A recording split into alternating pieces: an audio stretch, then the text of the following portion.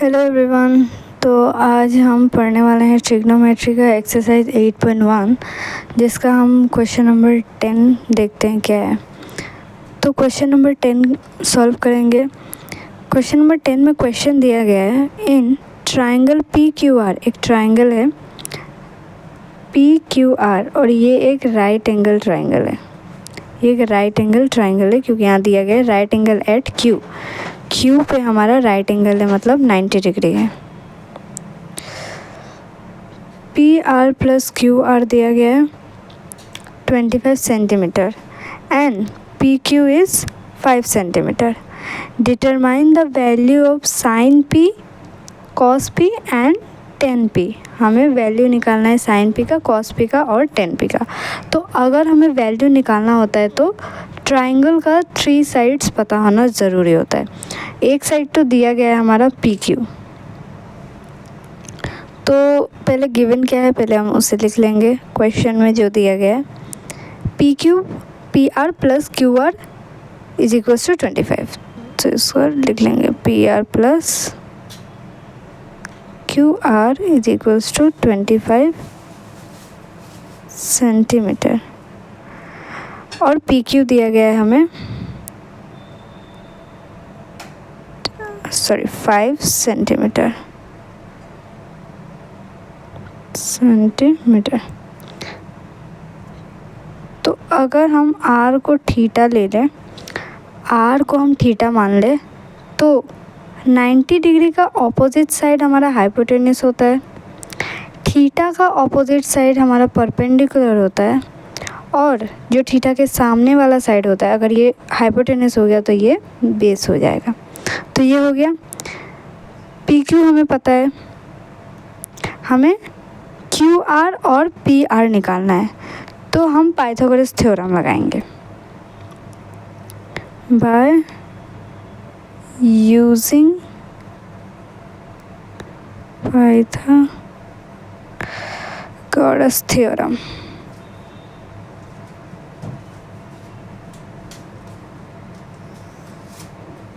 Formula होता है hypotenuse square is equals to base square plus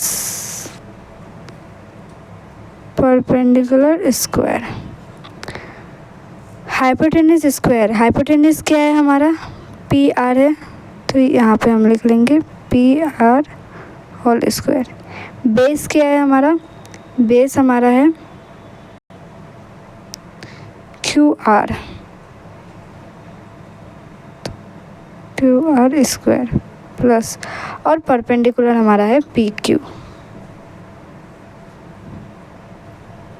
PQ whole square.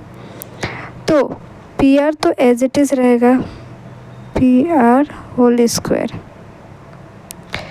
ये QR whole square को हम इस तरफ ला सकते हैं, हाँ, तो ये प्लस में है प्लस QR, तो यहाँ पे आके माइनस QR होल स्क्वायर हो जाएगा, इक्वल टू क्या बच गया यहाँ पे PQ whole square.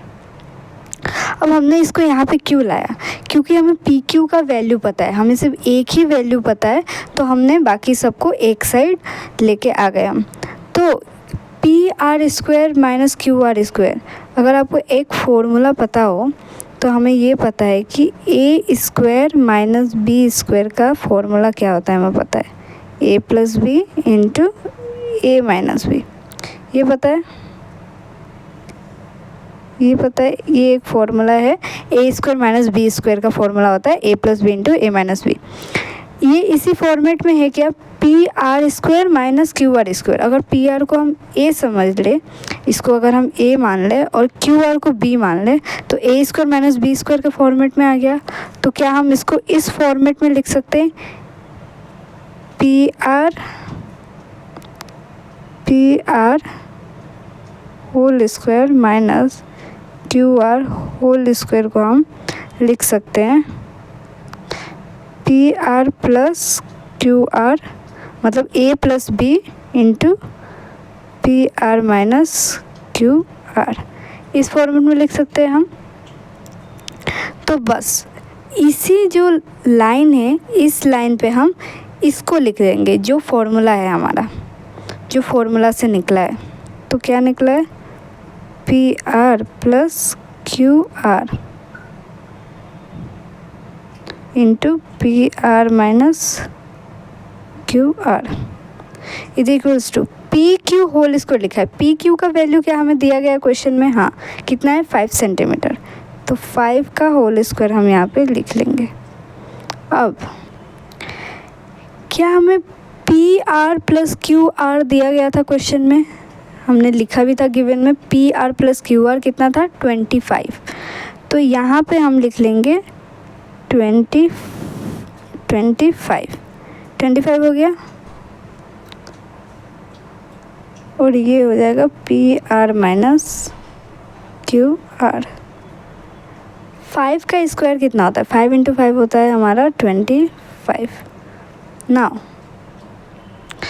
P R minus Q are को हम यहाँ पे लिख लेंगे क्यू आर, ये 25 को 25 एज इट इज़ लिख के, एंड ये 25 जो इक्वल के इस तरफ है इसको क्या हम उस साइड भेज सकते हैं, तो ये मल्टीप्लिकेशन में, ये ब्रैकेट में मतलब मल्टीप्लिकेशन में है तो यहाँ पे डिवाइड हो जाएगा।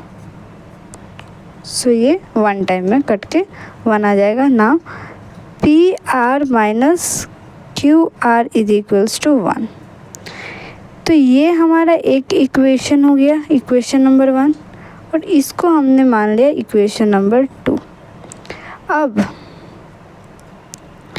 Now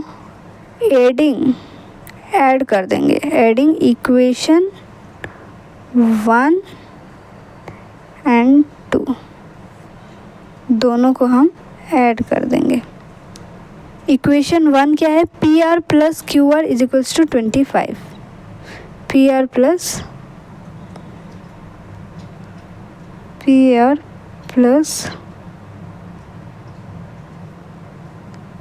are is equals to 25, and equation 2 है हमारा पी आर माइनस होगा minus Q R is equals to 1। Now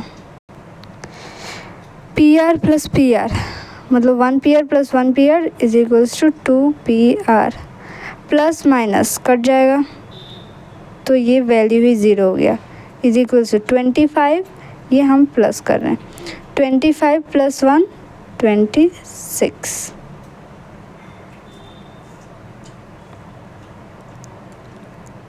P are को एज इट इज़ रख के 26/2 कर देंगे, क्योंकि 2 मल्टीप्लाई में है तो यहाँ पे डिवाइड हो जाएगा।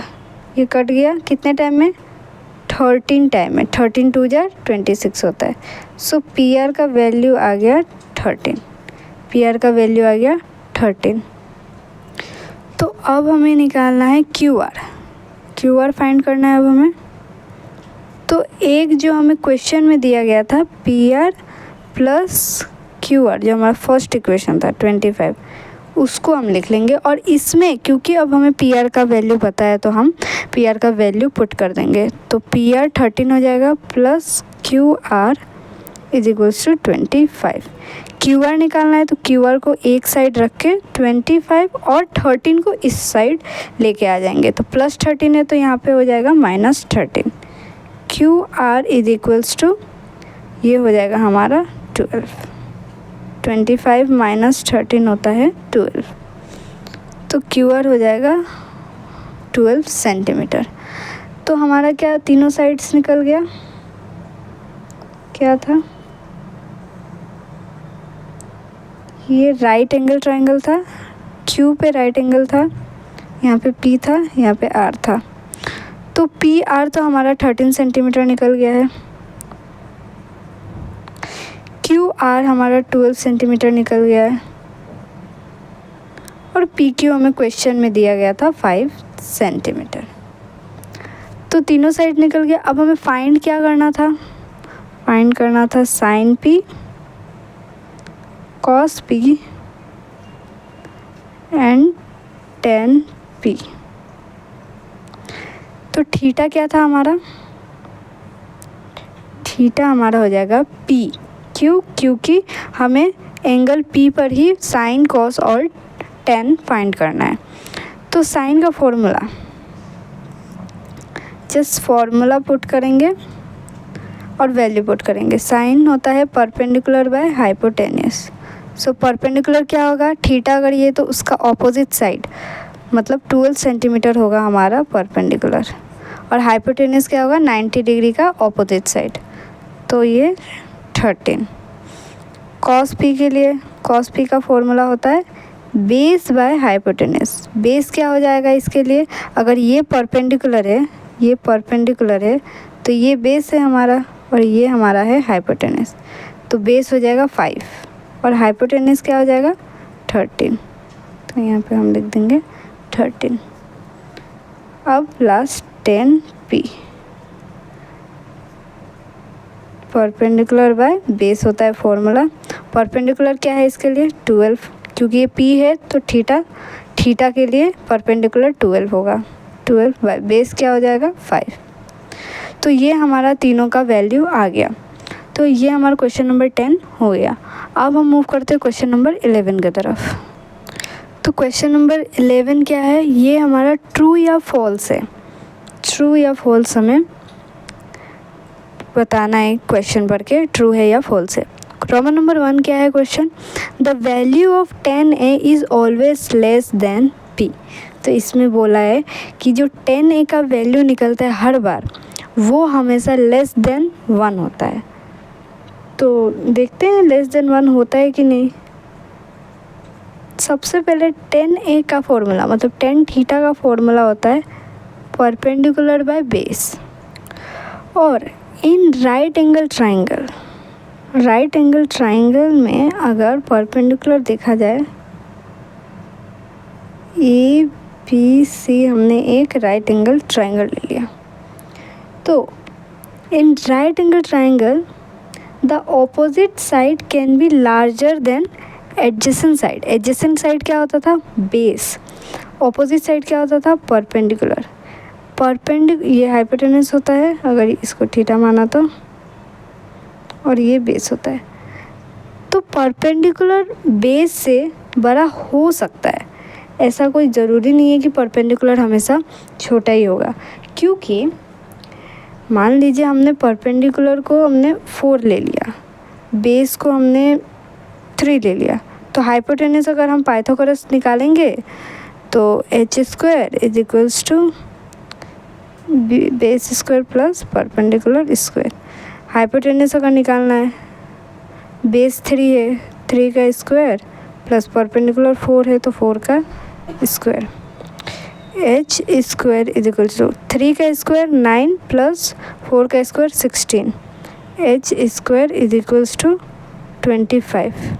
स्क्वायर इक्वल के उससे जाएगा तो अंडर रूट आ जाएगा, अंडर रूट 25 हो जाता है हमारा 5, तो h हो जाता है 5। तो ऐसे देखा जाए अगर परपेंडिकुलर हमने 4 रखा मतलब परपेंडिकुलर बेस से बड़ा है, बेस हमारा 3 है, तो अगर हम वैल्यू पुट करेंगे 10a पे p बाई बी, तो परपेंडिकुलर क्या है हमारा 4 है, बेस क्या है हमारा 3 है। इसको अगर हम सॉल्व करने जाए तो ये अप्रॉक्सीमेटली 1.33 के करीब में कुछ आता है। तो 1.33 है मतलब ये 1 से बड़ा है, और यहाँ पे बोला गया है कि द वैल्यू ऑफ 10a, जो उसका जो वैल्यू होगा 10a का वो हमेशा हर नंबर के लिए लेस देन 1 होगा, मतलब 1 से कम होगा, 0 पॉइंट समथिंग। लेकिन ये 1 पॉइंट कुछ है मतलब 1 से बड़ा है, तो ये हम लोग का स्टेटमेंट जो हो जाएगा वो हो जाएगा फॉल्स। ये स्टेटमेंट हो जाएगा हम लोग का फॉल्स, क्योंकि 10a तो कोई भी नंबर हो सकता है, परपेंडिकुलर छोटा भी हो सकता है और परपेंडिकुलर बड़ा भी होगा। और अगर जब परपेंडिकुलर बड़ा होगा मतलब न्यूमरेटर बड़ा है, और न्यूमरेटर बड़ा होने से वो कभी भी 1 से छोटा तो नहीं होता है। अब हम मूव करते हैं रोमन नंबर 2 की तरफ। तो रोमन नंबर 2 में क्या बोला गया है हमें, sec A is equals to 12/5 for some value of angle A. Sec A है जिसका हमें वैल्यू दिया गया है, न्यूमेरिकल वैल्यू 12/5, सम जिसको थीटा ए लिया गया है एंगल ए के लिए। तो सेक ए का वैल्यू क्या होता है, सबसे पहले सेक ए का फॉर्मूला मतलब सेक थीटा का फॉर्मूला होता है hypotenuse by base. Hypotenuse by base होता है। तो और हमें जितना पता है हमें कि कभी भी एक राइट एंगल ट्राइंगल में सबसे जो लॉन्गेस्ट साइड होता है ABC, जो लॉन्गेस्ट साइड होता है मतलब हाइपोटेन्यूज होता है। हाइपोटेन्यूज सबसे लॉन्गेस्ट साइड होता है, वो कभी भी बेस और परपेंडिकुलर से छोटा तो नहीं होता है। तो इसका मतलब कि हमारा h हमेशा बड़ा होगा, मतलब न्यूमरेटर का जो वैल्यू होगा वो हमेशा बड़ा होगा। यहाँ पे हमें h क्या दिया गया है, h हमारा 12 दिया गया है और बेस क्या दिया गया है, 5 दिया गया है। तो क्या न्यूमरेटर का वैल्यू बड़ा है? न्यूमरेटर का वैल्यू परपेंडिकुलर और बेस दोनों से बड़ा होता है एवरी टाइम, हर टाइम पे। और सेक ए का तो फॉर्मूला ही है h/b, मतलब हम लोग का न्यूमरेटर हमेशा बड़ा ही होगा डिनोमिनेटर से। ये क्लियर है? इसका मतलब ये है कि या तो हम लोग का जो वैल्यू निकलेगा, मतलब जो इसको डिवाइड करने पर निकलेगा, जो सेक ए का जो वैल्यू निकलेगा वो हमेशा या तो 1 होगा या तो 1 से बड़ा होगा, लेकिन 1 से छोटा तो कभी नहीं होगा। ये है 1 से छोटा कभी भी ये नहीं वैल्यू निकलेगा, क्योंकि न्यूमरेटर बड़ा है। और अगर हम इसे डिवाइड करेंगे तो हमारा आंसर निकलेगा ये 2.4 के करीब में निकलेगा ये आंसर, जो कि 1 से बड़ा है। तो ये 1 से बड़ा है तो ये पॉसिबल तो है ही। इसमें बोला है for value of some value of angle A, h/b है वैल्यू इसका, और 12/5 हमें दिया गया है। तो क्या ये ट्रू है? तो हाँ, ये ट्रू है, क्योंकि सेक ए के लिए वो 1 से हमेशा बड़ा ही होगा। इसका आंसर या तो इक्वल टू 1 हो सकता है। तो दिस स्टेटमेंट इज़ ट्रू। अब हम मूव करते हैं रोमन नंबर 3 की तरफ। तो रोमन नंबर 3 पे क्या दिया गया है? cos A is the abbreviation used for the cosecant of angle A। तो यहाँ पे दिया गया एब्रीविएशन का मतलब है ये cos A जो शॉर्ट फॉर्म है, मतलब किसका? कोसेकेंट का, कोसेकेंट ऑफ एंगल ए का, जो कि ये डायरेक्टली एक फॉल्स स्टेटमेंट है। क्यों? क्योंकि cos A जो है वो शॉर्ट फॉर्म है, किसका शॉर्ट फॉर्म है? कोसाइन ऑफ एंगल ए का शॉर्ट फॉर्म है। एंगल ए का कोसाइन है। और कोसेकेंट जो है, कोसेकेंट ऑफ एंगल ए हम लिखते हैं, इसका शॉर्ट फॉर्म होता है कोसेक ए होता है। तो कोस ए और cosecant of angle A is different, तो इसीलिए ये स्टेटमेंट हमारा फॉल्स हो जाएगा। कोस ए का जो फुल फॉर्म होता है, जो कोस ए का ये शॉर्ट फॉर्म है, कोसाइन ऑफ एंगल ए का शॉर्ट फॉर्म है कोस ए से हम लिखते हैं, और कोसेकेंट ऑफ एंगल ए को हम शॉर्ट फॉर्म में लिखते हैं कोसेक ए। अब हम मूव करते हैं रोमन नंबर 4 की तरफ। तो रोमन नंबर 4 में हमें क्या दिया गया है? Cot A is the product of cot N A. तो ये हमने फर्स्ट वीडियो ऑफ ट्रिग्नोमेट्री में ही देखा था कि ये एक फॉल्स स्टेटमेंट है, फॉल्स स्टेटमेंट है। क्यों? क्योंकि क्वेश्चन में बोला गया है cot A is the product of cot N A, cot A is the product of cot N A. Cot A का मतलब कभी भी कॉट इंटू ए नहीं होता है, कॉट इंटू ए नहीं होता है। प्रोडक्ट का मतलब मल्टीप्लिकेशन, कॉट इंटू ए नहीं होता है। कॉट ए का मतलब होता है cot of angle A, cotangent of angle A, angle A का कोटेंजेंट। तो कॉट ए का मतलब कॉट इंटू ए तो नहीं होता है, तो ये एक फॉल्स स्टेटमेंट है। अब हम मूव करते हैं रोमन नंबर 5 की तरफ, जो कि लास्ट रोमन नंबर है। तो रोमन नंबर 5 में हमें क्या दिया गया है? रोमन नंबर 5 में हमें दिया गया है sine theta is equals to 4/3 for some angle theta. Theta की जगह पे कोई भी एंगल है, A B C P Q R कुछ भी हो सकता है। तो ये हमें दिया गया है, ये सेम है जो हमने रोमन नंबर 2 में किया था। सेक ए का उसमें दिया गया था। तो वैसा ही है साइन थीटा। सबसे पहले साइन थीटा का फॉर्मूला क्या होता है, इसमें दिया गया है कि 4/3 एक वैल्यू दिया गया है किसी भी एंगल के लिए 4/3। इसका क्या मीनिंग क्या हुआ 4/3 का? इसका मतलब ये है कि साइन थीटा हमेशा बड़ा होगा 1 से बड़ा होगा, क्योंकि इसको डिवाइड करने के बाद 1 पॉइंट समथिंग आएगा। तो ये बोल रहा है। तो अब साइन थीटा का सबसे पहले फॉर्मूला परपेंडिकुलर बाय हाइपोटेनस। क्योंकि हमें पता है कि एक राइट एंगल ट्राइंगल में ABC एक राइट एंगल ट्राइंगल है, हाइपोटेनस हमेशा लॉन्गेस्ट होता है।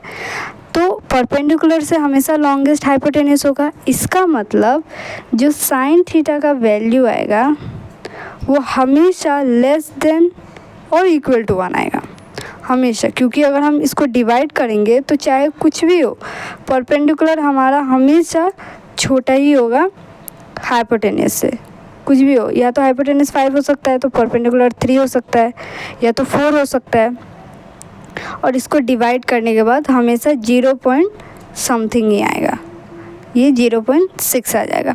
तो वैसे ही यहाँ पे कोई भी वैल्यू हो P/H, क्योंकि hypotenuse longest side of right angle triangle होता है, तो इसीलिए उसको डिवाइड करने के बाद साइन थीटा का वैल्यू हमेशा 1 से छोटा या इक्वल आएगा। ठीक है। अब क्योंकि इसमें बोला गया है कि साइन थीटा का वैल्यू 4/3, क्योंकि ये तो पॉसिबल तो है नहीं, क्योंकि परपेंडिकुलर बाय हाइपोटेनस मतलब यहाँ पे परपेंडिकुलर 4 दिया गया है और हाइपोटेनस 3 दिया गया है। तो हाइपोटेनस तो यहाँ पे छोटा कर दिया ना, परपेंडिकुलर तो बड़ा कर दिया, तो ये पॉसिबल ही नहीं है। हाइपोटेनस कभी भी परपेंडिकुलर से छोटा तो हो नहीं सकता। तो इसीलिए इसका वैल्यू हमें निकल गया 1.33 अप्रॉक्सीमेटली।